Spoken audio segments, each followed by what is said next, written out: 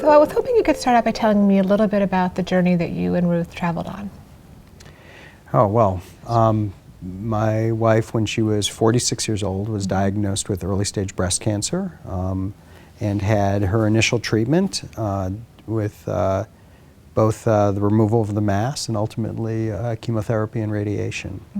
At that point she was disease-free, and a few years later she had a recurrence in her spine and very rapidly developed widely metastatic disease, and she died about 8 months after her first recurrence. Wow.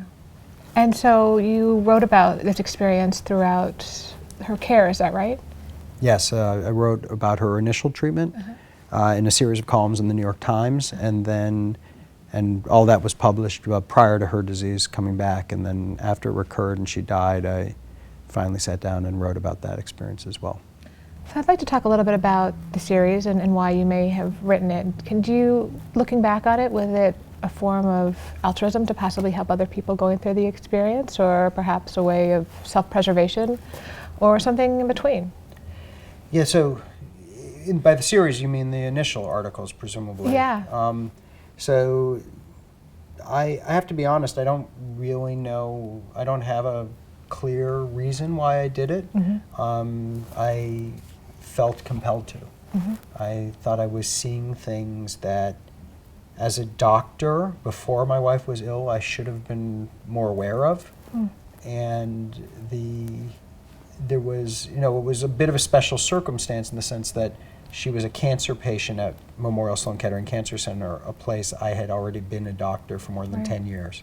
So I had, walked through those halls. Her doctors were my friends. It couldn't have been a more familiar environment, workplace, and healthcare interaction than the one that we were experiencing as she as a patient and I as her spouse. And yet it was completely new, completely different. And I felt like I was seeing things and observing things and realizing a perspective that I should have had all along, and that I needed to communicate, because I did have this sense that, wow, if it's eye-opening to me in this, very confined kind of environment where I work and live, and even there it's eye-opening. I mean, what might this be like for other doctors, for other patients, and what's really going on kind of on the other side of the desk?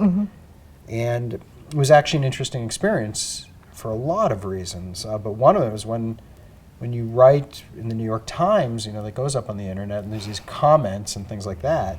And people left a mix of comments. Some were very sympathetic to what we were going through, but others were actually quite hostile and just sort of said, "What's wrong with you, doctor? You've been doing this all along and you didn't realize what this experience was like." And that, it caught me as odd.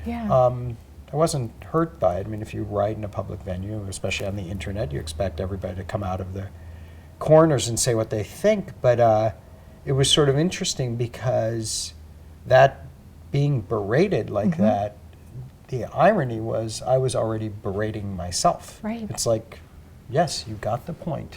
I have been doing this every day and had no idea. And so it was really, I thought it was worthwhile to write about, and I feel like after the fact I've gotten some positive feedback that some of the things I had to say I did resonate with other doctors and in some cases with patients. And I have to tell you, I had way more material than I ever wrote. I mean, there were so many aspects of it that I hadn't really understood what the human side was like until I had gone through it.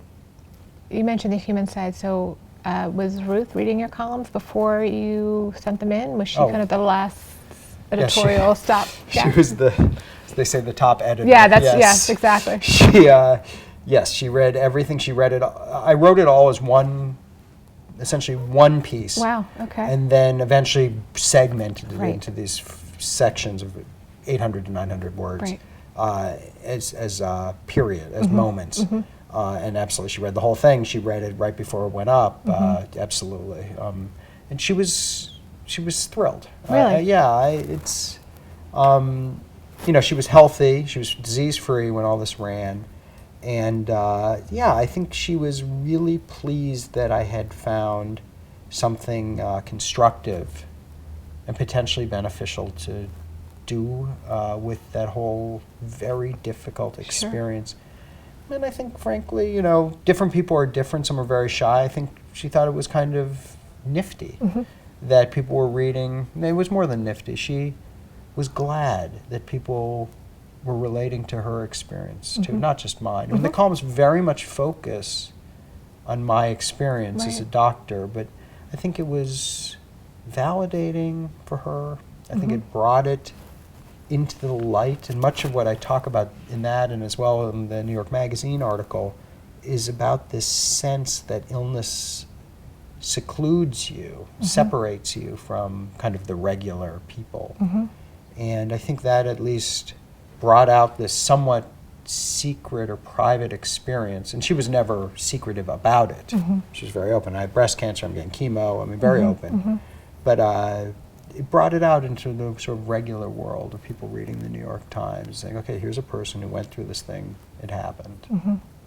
Well, thanks very much for reading my stuff, and thanks for inviting me to talk about it. Thank you so much for sharing your experiences with us. This has been great. And thank you for joining us.